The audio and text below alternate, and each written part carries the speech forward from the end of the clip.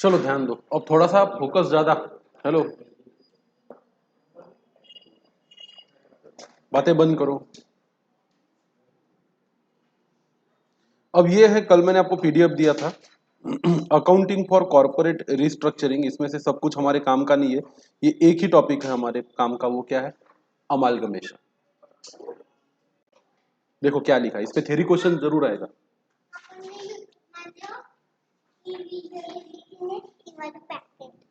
पछे पछे थोड़ा घरे जाऊन करी दो शिवाजी के लिए देसे। अब देखो, लेसन है अमालगमेशन ऑफ कंपनीज। इसमें आपको एक बात ध्यान में रखना है, इनकेस यू आप लोग अगर नहीं कर पाए क्या प्रैक्टिकल क्वेश्चन को सॉल्व, तो बिन दिक्कत से क्या लिखने की इसकी थ्योरी, 4 मार्क के लिए भी और 8 मार्क के लिए भी। इसमें बहुत चांसेस है कि क्या आ जाए आपको थ्योरी।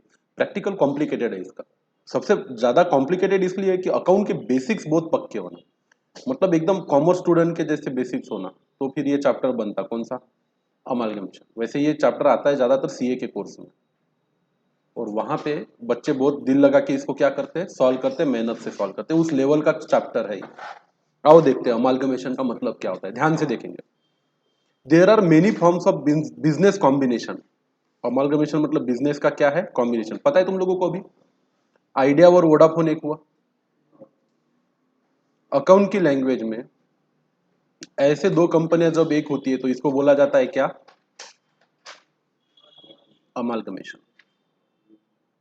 चलो क्या लिखा है, there are many forms of business organization to obtain the economies of large scale production और to avoid the cut throat competition. कई लोग बिजनेस कॉम्बिनेशन करते हैं, मतलब दो बिजनेस क्या हो जाते हैं, एक।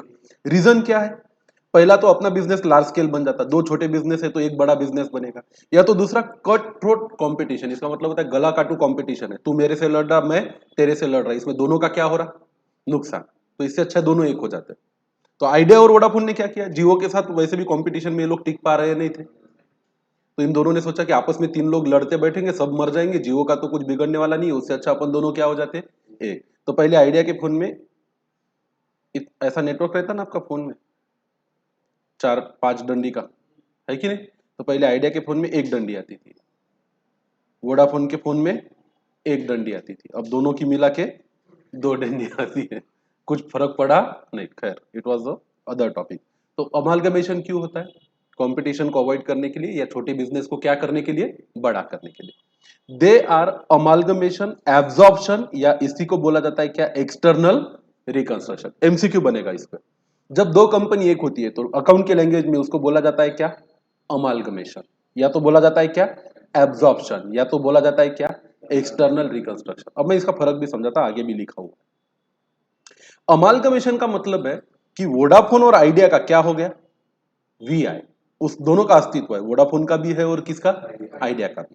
पर अगर एब्जॉर्प्शन होता, तो एब्जॉर्प्शन का मतलब होता है बड़ी मछली छोटे मछली को पूरा निगल जाती, मतलब एक कंपनी को दूसरी कंपनी पूरी तरह से खा के अपने अंदर बना लेती, वो कंपनी खत्म हो गई, अब एक बड़ी कंपनी बची, इसको बोला जाता है एब्जॉर्प्शन। अमालगमेशन हो या एब्जॉर्प्शन हो, दोनों ही केस में एक ही होता है, दो कंपनियां एक होती है। और वोडाफोन आइडिया के केस में एब्जॉर्प्शन नहीं हुआ, वोडाफोन आइडिया के केस में क्या हुआ है, अमालगमेशन, दोनों एक हो गए। अब दोनों का ही नाम है, उसका एक नाम है वोडाफोन और एक नाम है क्या, आइडिया। अगर ऐसा होता कि वोडाफोन ने आइडिया को खरीद लिया होता तो आइडिया पूरी तरीके से क्या होती, खत्म। या आइडिया ने वोडाफोन को खरीद लिया होता तो वोडाफोन क्या हो जाती, खत्म। ऐसे केस में हम क्या बोलते हैं कि वोडाफोन ने आइडिया को क्या कर लिया, एब्जॉर्ब, या आइडिया ने वोडाफोन को क्या कर लिया, एब्जॉर्ब। फर्क समझ में आया? हो रही है दो कंपनियां एक, तो एक होता है अमालगमेशन, एक होता है क्या, एब्जॉर्प्शन। आगे क्या लिखा है, the term amalgamation is used when two or more existing company go into the liquidation and new company is form. Amalgamation में वोडाफोन भी खत्म, आइडिया भी खत्म, और एक नई कंपनी आई, क्या नाम से, V I, to take over the business of a liquidated company. Liquidated company मतलब वो कंपनी जो बंद हो चुकी है। तो अब एक्चुअली में जो अकेली वोडाफोन थी वो बंद हो गई, अकेली आइडिया थी वो भी क्या हो गई, बंद, और एक नई कंपनी बन गई, उसका नाम क्या है, वी आई, वोडाफोन आइडिया। तो ये क्या था, अमालगमेशन। दूसरा क्या लिखा है, the term absorption is use when the existing company takes over the business of one or more existing company which go into the liquidation. एक कंपनी बंद हो गई पर एक कंपनी चालू है, तो वोडाफोन बंद हो गई पर आइडिया चल रही है, तो आइडिया ने पूरे वोडाफोन को खरीद लिया, तो इसको क्या बोला जाता है? एब्जॉर्प्शन। ऐसा एब्जॉर्प्शन हुआ है क्या कभी? सुना है क्या आप लोगों ने कभी किसी का केस? एक कंपनी ने दूसरी कंपनी को पूरी तरह खरीद लिया। फेसबुक ने किसको खरीदा? व्हाट्सअप। पर क्या व्हाट्सअप नाम की कंपनी आज भी चल रही है क्या? और फेसबुक नाम की कंपनी चल रही है क्या? तो इन दोनों का एब्जॉर्प्शन नहीं हुआ, क्या हुआ है? अमालगमेशन। एब्जॉर्प्शन का उदाहरण देता मैं आपको। एक जमाना था जब एक बैंक हुआ करती थी, उसका नाम था बैंक ऑफ राजस्थान। जैसे बैंक ऑफ महाराष्ट्र है, बैंक ऑफ बड़ौदा है, वैसी एक बैंक हुआ करती थी। कौन सी? Bank of Rajasthan. एक दिन आईसीआईसीआई बैंक ने बैंक ऑफ राजस्थान को पूरी तरह खत्म कर दिया और अपने बैंक में क्या कर लिया? मिला लिया। इसको बोला जाता है क्या? एब्जॉर्प्शन। आ गया क्या लिखा है? तो इसकी अकाउंटिंग करनी होती है। In external reconstruction one existing company goes into the liquidation and new company is form to take over the former company. चलो अब यहाँ पे डेफिनेशन दी है अमालगमेशन की, देखो क्या लिखा है। Amalgamation means an amalgamation pursuant to the provision of a Companies Act or by the statute which may be applicable to the company. Amalgamation कानून से होता है। ऐसा नहीं कि आप कंपनी बन गए और आपको मन में आया कि हम दोनों एक हो जाते हैं, ऐसा नहीं होता। आपको कानून से कंपनी बनती है तो दो कंपनी को एक करने से पहले क्या लेनी पड़ती है? आपको परमिशन भी लेनी पड़ती है। अभी मालूम है आपको, रिलायंस रिटेल और बिग बाजार एक हो रहा है। रिलायंस रिटेल जो था ना, रिलायंस के भी रिटेल स्टोर थे ना, उसने किसको खरीद लिया? बिग बाजार। अब ये दोनों एक हो जाएंगे। इसमें एक होता है ट्रांसफरर कंपनी। एक ट्रांसफरर कंपनी होती है जो अपना बिजनेस दूसरे कंपनी को क्या कर देती है? ट्रांसफर। ट्रांसफरर कंपनी वाली के आगे पेन से लिख लो बिकने वाली कंपनी। बिकने वाली कंपनी। ट्रांसफरर कंपनी मतलब जो कंपनी बिक रही है।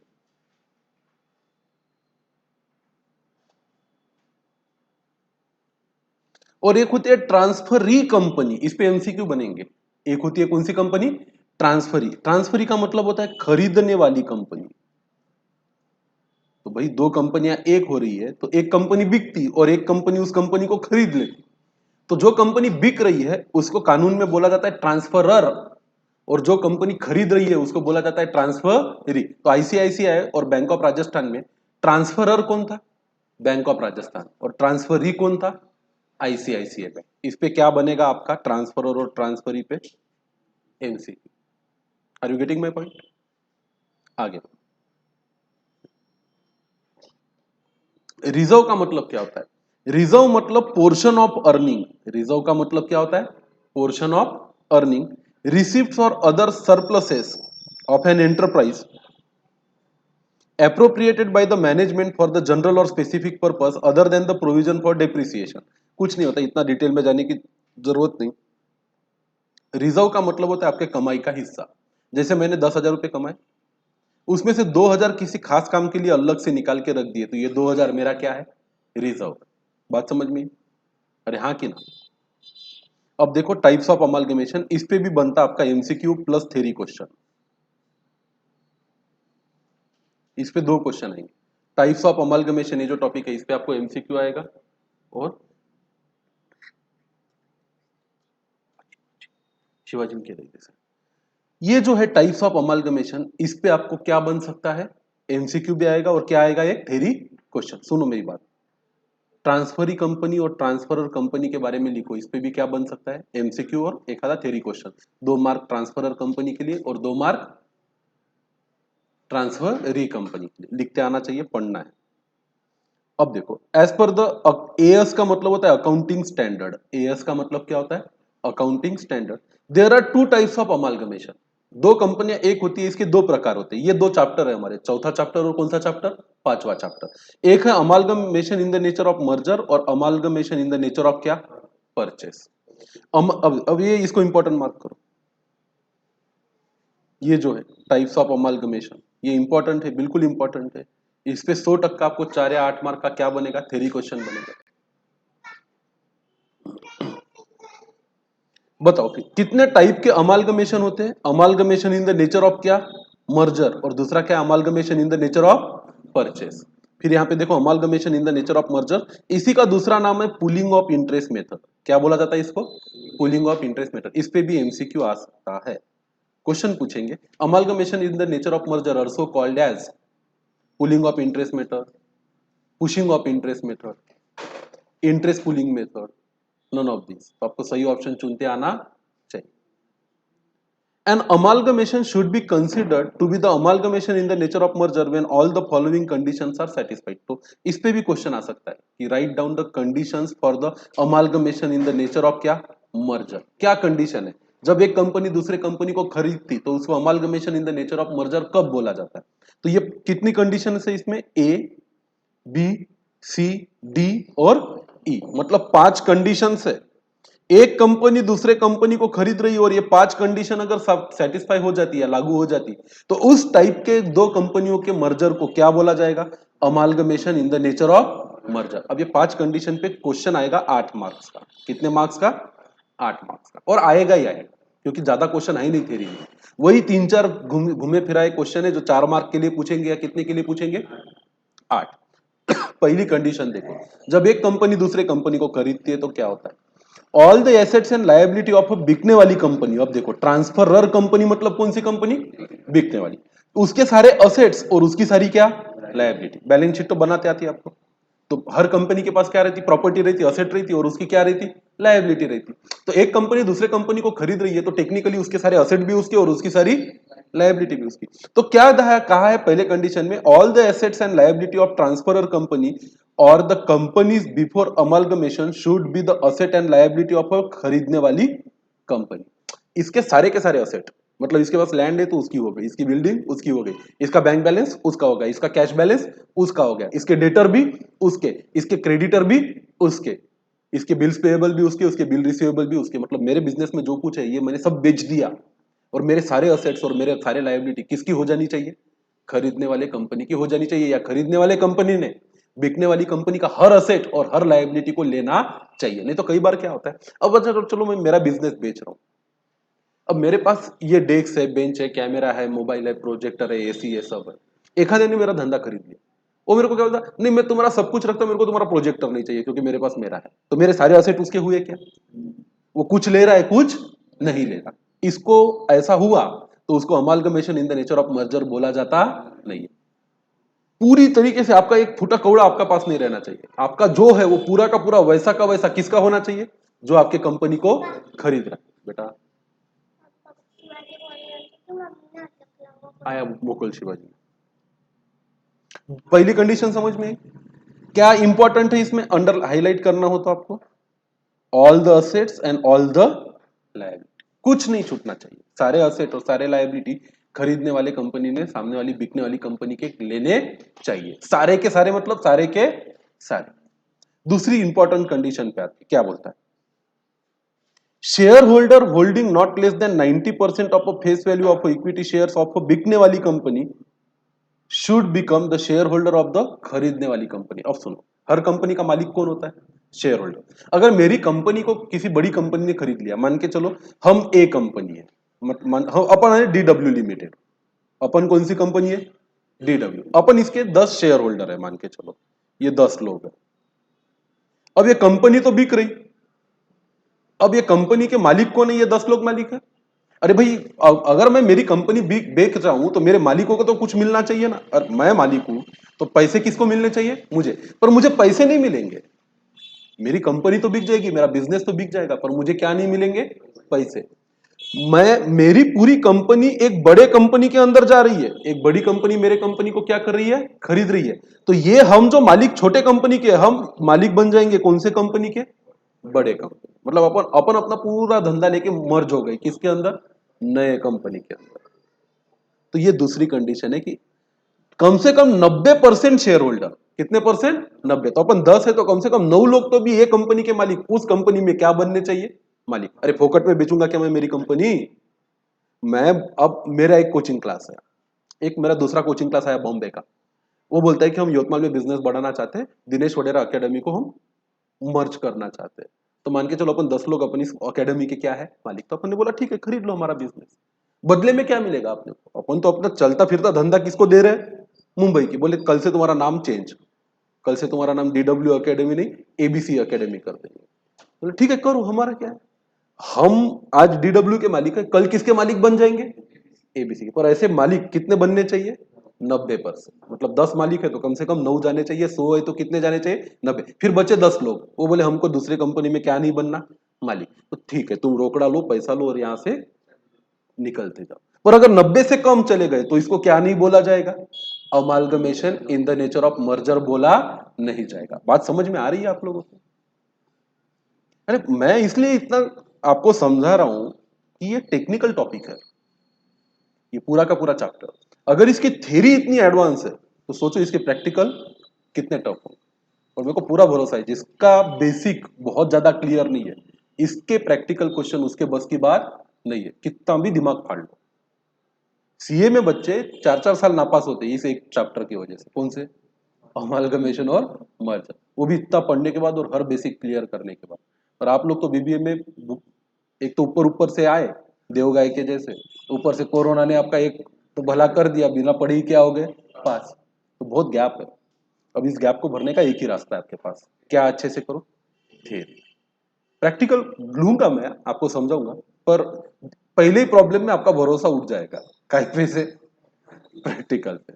इसलिए बोल रहा हूं पूरे ध्यान से क्या पढ़ो, थ्योरी। मार्क्स मिल जाते हैं, 4 मार्क के थ्योरी में 3 मिलेंगे, 8 मार्क की थ्योरी में 6 या 7 तो भी मिलेंगे अच्छे से लिखे तो। इसलिए कॉम्प्रोमाइज करने का नहीं। और 2 चैप्टर है, 2, चौथा और पांचवा। आओ फिर 2 कंडीशन समझ में आई? अरे बाबा, 2 कंडीशन समझी क्या? अभी तीसरे कंडीशन पे चले क्या?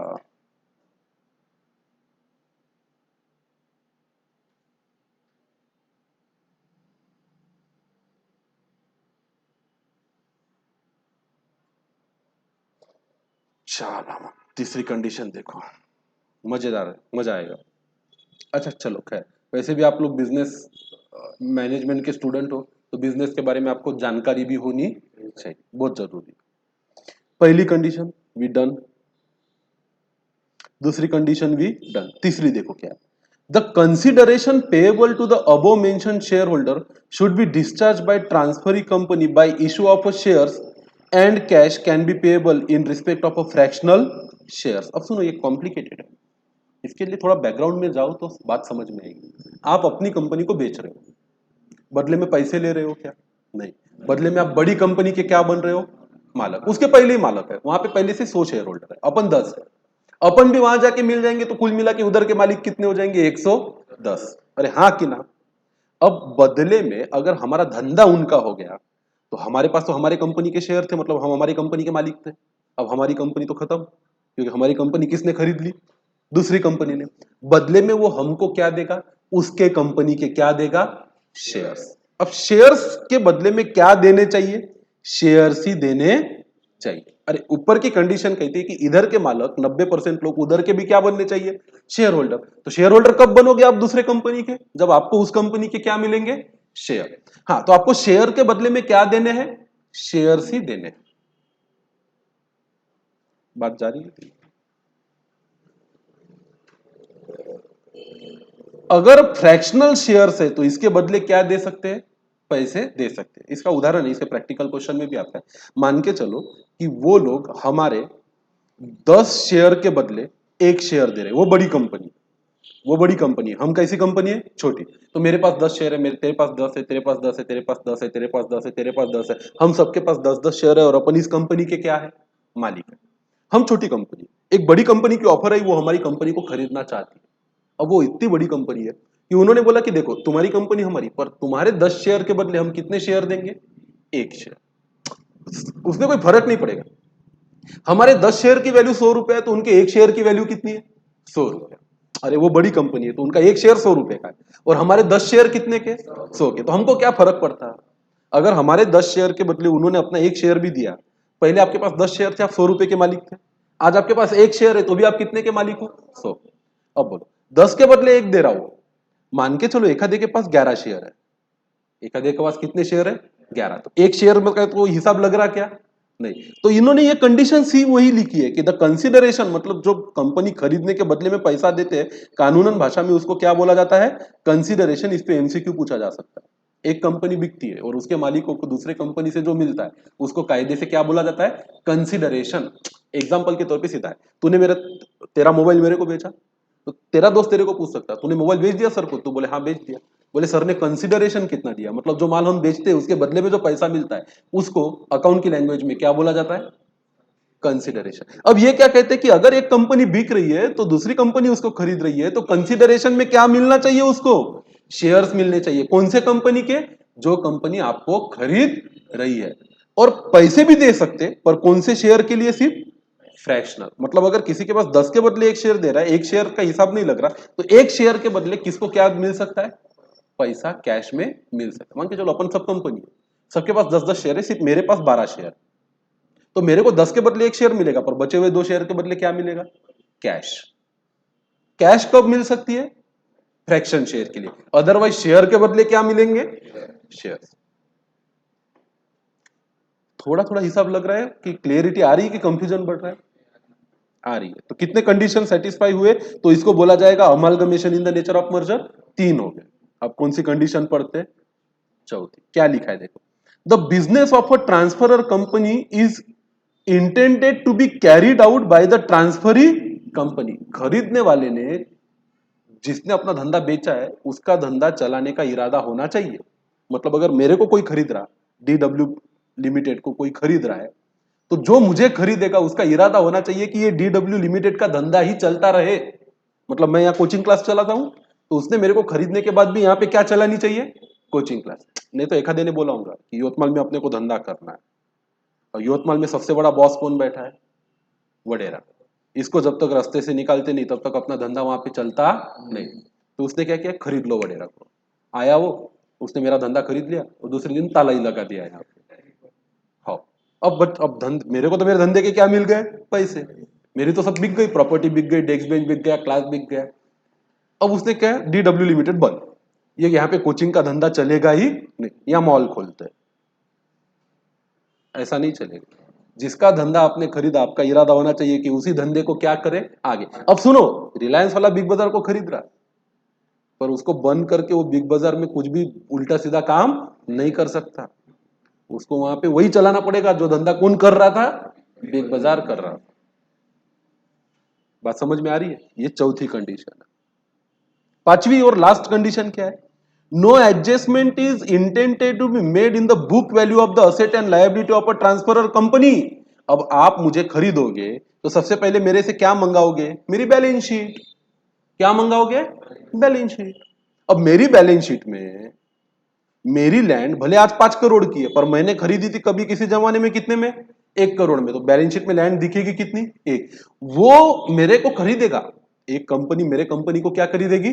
खरीदेगी। तो उसकी बैलेंस शीट प्लस मेरी बैलेंस शीट, ये दो मिला के एक नई बैलेंस शीट बनेगी। अगर मेरे बैलेंस शीट में मेरे जमीन की कीमत है कितनी? 1 करोड़। उसके पास खुद की जमीन है कितनी? 10 करोड़ की। तो उसके बैलेंस शीट में अब 10 + 1 कितने करोड़ की दिखेगी? 11। मतलब मेरे बैलेंस शीट में मेरे डेटर जितने, मेरे असेट जितने, मेरी लायबिलिटी जितनी है, मेरे क्रेडिटर जितने हैं, मेरा स्टॉक जितना है, इसकी जो वैल्यू मेरे बैलेंस शीट में, मेरे को खरीदने के बाद वो वैल्यू उसने अपने बुक में चेंज करने की नहीं तो उसने बोला कि वडेरा सर के बैलेंस शीट में तो फर्नीचर दिख रहा था 2 लाख का, अब मेरे को लगता है ये 2 का नहीं है 1 ही लाख का है, तो वो 2 का 1 कर सकता नहीं। तो अगर ये 5 कंडीशन सेटिस्फाई होती है तो इसको बोला जाएगा amalgamation in the nature of क्या? मर्जर। इसमें से एक भी कंडीशन टूट गई, क्या कंडीशन टूट सकती है? मेरे सारे असेट नहीं खरीदे, मेरी सारी लायबिलिटी नहीं खरीदी, उसने बोला नहीं होना तुम्हारा प्रोजेक्टर, तो ये अमालगमेशन होगा, मेरी कंपनी बिकेगी, उसके कंपनी में मिलेगी जाके, पर उसको amalgamation in the nature of merger बोला जाएगा नहीं, उसको बोला जाएगा amalgamation in the nature of purchase. दो मेथड है, amalgamation in the nature of merger और एक amalgamation in the nature of purchase. दूसरी कंडीशन बोलती है कि मेरे 90% मालिक उस नए कंपनी के क्या बनने चाहिए? मालिक। 90 की जगह 80% बन गए तो भी amalgamation in the nature of merger कहलाएगा नहीं, वो बन जाएगा amalgamation in the nature of purchase. धंधा फिर भी बिकेगा, धंधा फिर भी बिकेगा। तीसरी कंडीशन कहती है कि बदले में शेयर ही देने चाहिए, उसने शेयर के बदले में पैसे दे दिए। अपने को क्या है? अपने को तो अपने प्रॉपर्टी की क्या मिल गई? कीमत। उसने बोला धंधा तुम्हारा, ये नकदी लो और फूटो यहां से, तुम्हारी कंपनी हमारी। कंपनी फिर भी बिकेगी, पर उसको amalgamation in the nature of merger बोला जाएगा नहीं। क्या बोला जाएगा? Amalgamation in the nature of purchase. अगली कंडीशन कहती है कि हमारा ही धंधा आगे चलाना चाहिए उसने, जैसा का वैसा उसने मेरी जगह खरीद ली, मेरा कोचिंग क्लास खरीद लिया और उसके बाद यहाँ पे मॉल डाल दिया। मेरा धंधा बिकेगा फिर भी, पर फिर भी उसको amalgamation in the nature of merger बोला जाएगा नहीं, वो बन जाएगा amalgamation in the nature of purchase. और वो बोलता है कि मेरे बैलेंस शीट में जो भाव में दिख रहा वही भाव में सब कुछ दिखाना चाहिए उसने अपने बैलेंस शीट में, क्योंकि धंधा उसका हो गया तो असेट भी उसकी और लायबिलिटी भी उसकी खरीदने वाले की। उसने बोला मैं बदल देता, तुम्हारी जमीन तुम्हारे इसमें 1 करोड़ की दिख रही थी, मेरे को कितने की दिखानी है, 5 करोड़ दिखा सकता, धंधा फिर भी बिकेगा। तो इसको क्या नहीं बोला जाएगा, amalgamation in the nature of merger बोला जाएगा नहीं, ये बन जाएगा amalgamation in the nature of purchase. बात समझी? तो बिकती है दुनिया में, बड़े बड़े कंपनियां छोटी छोटी कंपनी को खरीदते रहती है। फिर क्या है देखो, an amalgamation should be considered to be the amalgamation in the nature of purchase when any one or more of the conditions specified in above is not satisfied। वही तो बताया मैंने, ये 5 में से एक भी अट अगर टूटी तो ये amalgamation in the nature of merger नहीं होगा। इसको इंपॉर्टेंट मार्क करो, क्योंकि इस पे आपको एग्जाम में क्या आने वाला है, क्वेश्चन आने वाला है, थ्योरी क्वेश्चन। फिर से मैं चिक चिक के बता रहा, प्रैक्टिकल इसके अटेम्प्ट करना आपके बस की बात नहीं, मैं फ्रैंकली बता रहा हूं। मैं जनरली स्टूडेंट को ऐसा बोलता नहीं, मैं ही पढ़ाता हूं ये चैप्टर से एक इसमें, जी जान लगा के पढ़ाता हूं, जी जान लगा के बच्चे पढ़ते हैं। पर मैं आपको कितना पढ़ाऊं ये डिपेंड करता है कि आपके बेसिक्स कितने क्लियर है, और वो है नहीं। कोविड एक तो साल गया वाया, जो सेकंड सेम में पढ़ना था वो पढ़ने में आया नहीं। फर्स्ट सेमिस्टर भी आप लोगों ने लाड़ा लप्पा करके ही निकाला है, तो ज्यादा लोड लो मत, लोड ना लेते हुए भी सही प्लानिंग करके पेपर निकाला जा सकता है। फिर ये क्वेश्चन आता है, इसको भी इंपॉर्टेंट मार्क करो, difference between amalgamation in the nature of merges and amalgamation in the nature of क्या, परचेस। क्या डिफरेंस है? अगर वो 5 कंडीशन समझ में आ गई तो इसका डिफरेंस भी समझ में आ जाएगा। आओ, मैं बिल्कुल कॉम्प्रोमाइज नहीं करूंगा, वर्ड टू वर्ड तुमको क्या पढ़ाऊंगा, थ्योरी। वैसे मैं थ्योरी कभी पढ़ाता नहीं, आपने देखा होगा पहले से मेरे पास पढ़ रहे, थ्योरी पढ़ाना और सीखना मेरे बस की बात नहीं है। तो फिर मैं इसलिए बता रहा हूं क्योंकि फिर ये 2 चैप्टर छूट गए तो फिर पेपर रह जाएगा, और ये 2 चैप्टर निकलते किसके भरोसे पे, चौथा और 5वां चैप्टर थ्योरी के भरोसे पे निकलता। तो इसके लिए फिर थ्योरी में कॉम्प्रोमाइज करने का नहीं। आओ फिर मर्जर क्या है। There is a genuine pooling of asset and liability of a बिकने वाली company as well as the share holders interest. As such all the transferors company continue to have substantial or proportionate share in the equity or management of a transferee company। अब इसमें ये लिखा हुआ है कि merger में पूरा का पूरा पुलिंग होता है, सारे असेट का और सारे किसका, लायबिलिटी का, और इधर के जो शेयर होल्डर है बिकने वाली कंपनी के, वो नए कंपनी के शेयर होल्डर बनते या उसके मैनेजमेंट में चले जाते हैं। बराबर है ना? अपने को मान के चलो दिनेश वडेरा अकेडमी को अन अकेडमी ने खरीद लिया, अन अकेडमी वाले बोले कि हम आपको टेक ओवर करना चाहते हैं, हम खरीदो ना, तो हम यहाँ के मालिक है, कल चल के हमारा धंधा उनका, तो हम वहां पे भी क्या बन जाएंगे, मालिक। हाँ, बस यहाँ अपन 10 लोग मालिक थे तो अपने 10 की चलती थी, वहां 100 में अपन 10 जुड़ेंगे तो वहां 110 मालिक हो जाएंगे, तो अपनी पावर थोड़ी कम हो जाएगी। वैसे भी इतने बड़े धंधे में अपनी पावर उतनी भी ज्यादा रहने वाली है क्या, नहीं। हाँ,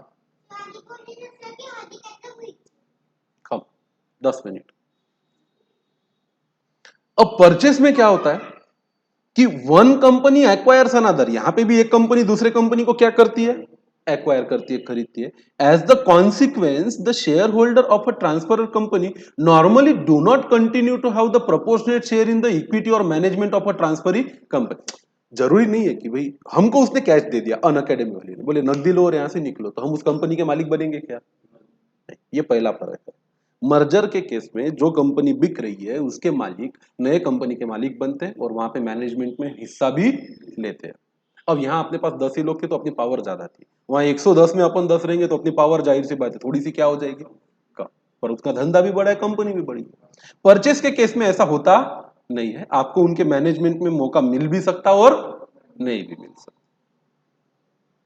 अगला है assets liability and reserve of बिकने वाली company are recorded by the खरीदने वाली कंपनी एट देयर कौन सा वैल्यू, बुक। ये तो कंडीशन है कि अगर बिकने वाली कंपनी को आप खरीद रहे हो, आप खरीदने वाली कंपनी हो, तो उसके हिसाब में, उसके बैलेंस शीट में उसके एसेट और लायबिलिटी जिस भाव में थे उसी भाव में आपको क्या करने, दिखाने। इधर आप कुछ भी कर सकते हो, अगर मेरी लैंड मेरे बैलेंस शीट में 1 करोड़ की है, उसको दिखानी है 5 करोड़ की, तो वो कितने की दिखा सकता है?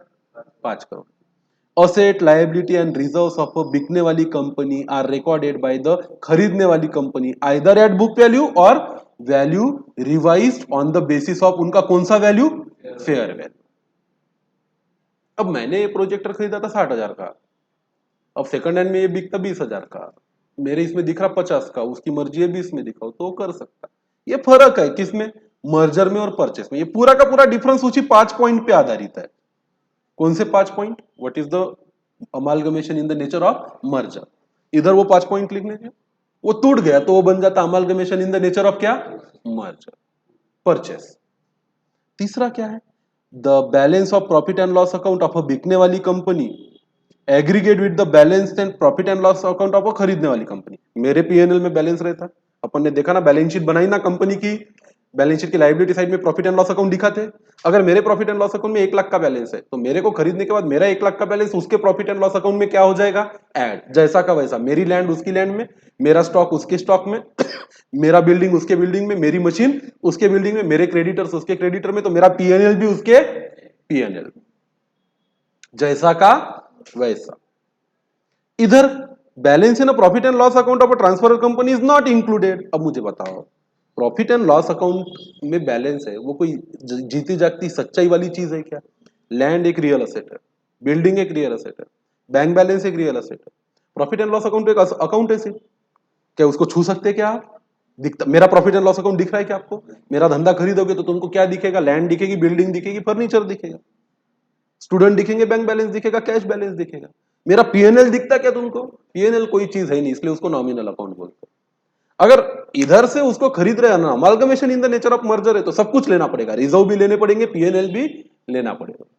इसमें से कुछ भी छोड़ दिया तो फिर वो बन गया amalgamation in the nature of क्या? परचेस। और ध्यान से सुनो, चौथा, ऑल रिजर्व्स वेदर कैपिटल और रेवेन्यू ऑफ अ बिकने वाली company are merge into the reserve of a खरीदने वाली कंपनी। तो मेरा पीएनएल हो, मेरा रिजर्व हो, मेरा जनरल रिजर्व हो, मेरा डिबेंचर रिजर्व हो, जो जो मेरे बैलेंस शीट में दिख रहा है वो सब उठा के किसके बैलेंस शीट में डालना पड़ता है? उसको अपने बैलेंस शीट में। अगर इसमें से कुछ भी छोड़ दिया तो वो हो गया क्या? Amalgamation in the nature of purchase. Only statutory reserve लेने पड़ते, कुछ सरकारी रिजर्व होते, कायदे से बने हुए रिजर्व होते। जनरल रिजर्व अपन अपन मर्जी से बना सकते, पर कानूनन रिजर्व होते उसको अपने मर्जी से बना नहीं सकते। It is always intended to continue the business of a transferor company. इरादा क्या होता है? इंटेंशन, जिसका धंधा मैंने खरीदा उस धंधे को मैं चलाऊंगा। यहां पे it may not be intended, हो सकता है कि आपको उसका धंधा चलाने में इंटरेस्ट नहीं है, उसके धंधा इसलिए खरीद रहे हो क्योंकि उसकी जमीन आपको चाहिए, फिर उस जमीन पे आप मॉल बनाना चाहते हो। मेरा धंधा था कपड़े का, उसने मेरी कपड़े के बिजनेस को खरीद लिया, फैक्ट्री खरीद ली और वहां पे दूसरा ही कुछ डाल दिया, सीमेंट की फैक्ट्री डाल दी, तो उसका इरादा ना हो तो वो बन गया amalgamation in the nature of क्या? Purchase. All the assets of a बिकने वाली company become the asset of a खरीदने वाली कंपनी।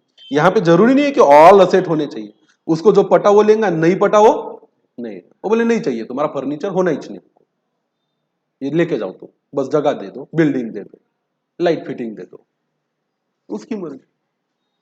अगला है परचेस कंसिडरेशन, मतलब जो पैसा हम दे रहे हैं किसी को खरीदने के बदले, is visually valued at a par value of a share issued. पैसा नहीं मिलता यहाँ पे, आपका बिजनेस बिका तो आपको नए बिजनेस के क्या मिलते हैं? Shares. Purchase consideration is usually valued at a market price of a share. उसमें शेयर के बदले शेयर भी दे सकता है, पैसे भी दे सकता है, डिबेंचर भी दे सकता है, एक आधी लैंड भी दे सकता है, कुछ भी दे सकता है। तो एक व्यक्ति दूसरे व्यक्ति के धंधे को खरीदता है। अब एक इंपॉर्टेंट है, इसको कल पढ़ेंगे अपन, इस पे ये भी अगला टॉपिक बहुत इंपॉर्टेंट है। इसको बोला जाता है परचेस कंसिडरेशन। इस पे थ्योरी भी आता, प्रैक्टिकल क्वेश्चन भी आता। इस पे थ्योरी भी आता और क्या आता?